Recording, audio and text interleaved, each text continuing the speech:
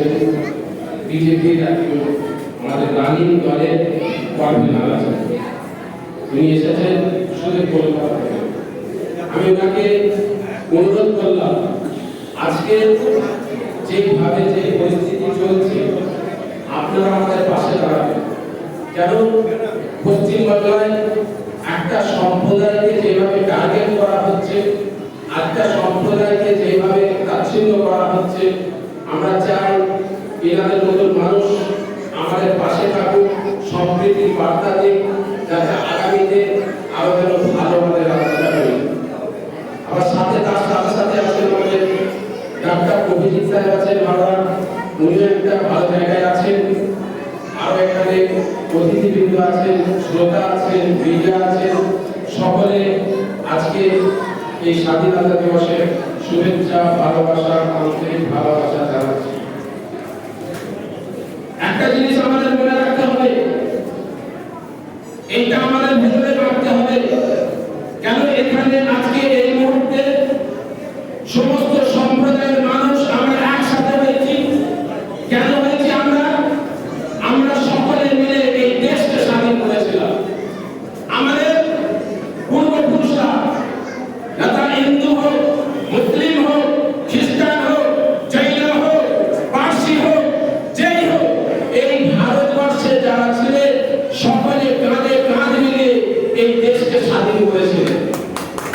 তাই আমাদের আজকে তার একটা কাজে সারা ভারতবর্ষে যেখানে যেখানে ঝান্ডা তোলা হচ্ছে, সকল জায়গায়, সমস্ত জায়গায় একটা লক্ষ্য করে দেখবে সমস্ত সম্প্রদায়ের মানুষ একসাথে ঐক্য, ভালোবাসা, ভ্রাতৃত্ব নিয়ে হাতে কাঁধে কাঁধ মিলিয়ে দেখবে ঝান্ডা তুলছে।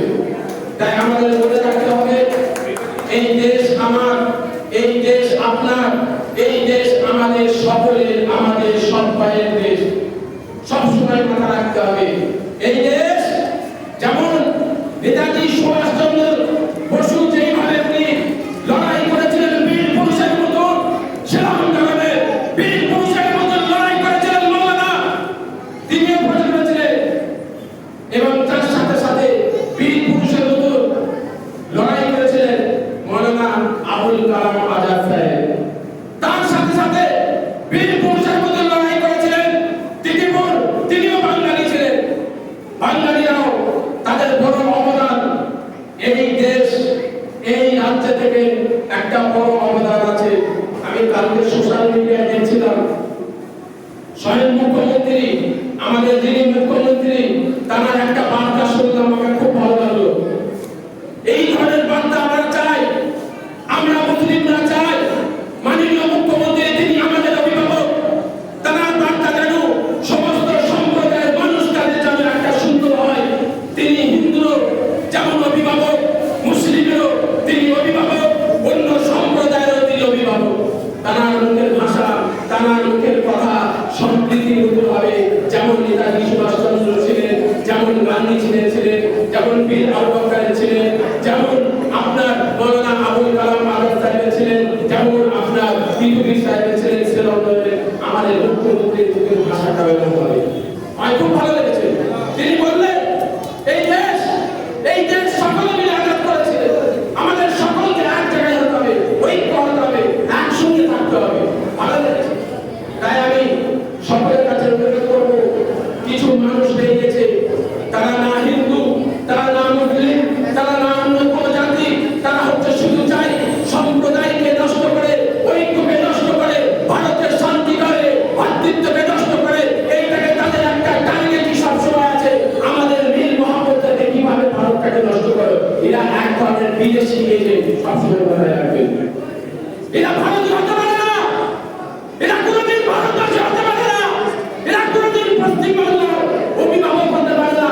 যাদের দেখবেন সোশ্যাল মিডিয়ায় দেখবেন বারবার তারা আসে, সোশ্যাল মিডিয়ায় এসে হিংস্রকরণের কথা বলে, সোশ্যাল মিডিয়ায় এসে খারাপ বার্তা দিতে থাকে, সোশ্যাল মিডিয়ায় এসে ভ্রাতৃত্বকে নষ্ট করতে চায়, সোশ্যাল মিডিয়ায় এসে তারা নোংরামিতে ভাষা বলে, সেটা মিডিয়ায় এসে একটা সম্প্রদায়কে সবসময় টার্গেট করতে থাকে।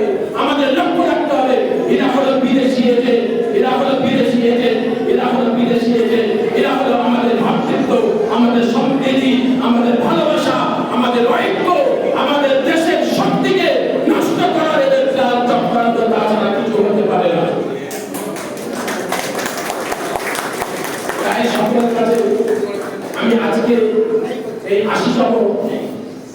স্বাধীনতা দিবসে আজকের দিনে আমাদের অনেক খুশি, তার সাথে সাথে আমাদের মনে অনেক দুঃখ আছে, কষ্ট আছে। কেন আজকের দিনে আমাদের মূল পুরুষেরা তারা দেশের জন্য, স্বার্থের জন্য, নিজের ভাতির জন্য, নিজের জন্য, নিজের মাটির জন্য, এই দেশকে বাঁচাবার জন্য তারা নিজের জানকে কুরবানি দিয়েছিলেন দেশের জন্য। এটা আমাদের দুঃখ কষ্ট, তার সাথে সাথে আমাদের খুশি আছে।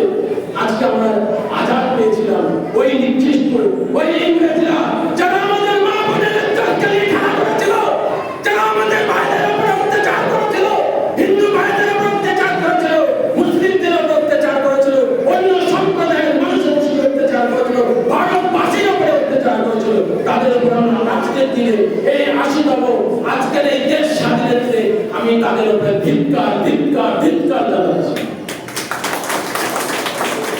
তাই আমি একজন পূর্ব রাষ্ট্রের পিতারা হিসাবে সারা ভারতবর্ষে, সারা পশ্চিম বাংলায় সমস্ত সম্প্রদায়ের মানুষের কাছে আমার অনুরোধ, আমার বিভিন্ন সোশ্যাল মিডিয়ায় এসে দেশকে নষ্ট করবেন না, রাজ্যকে নষ্ট করবেন না।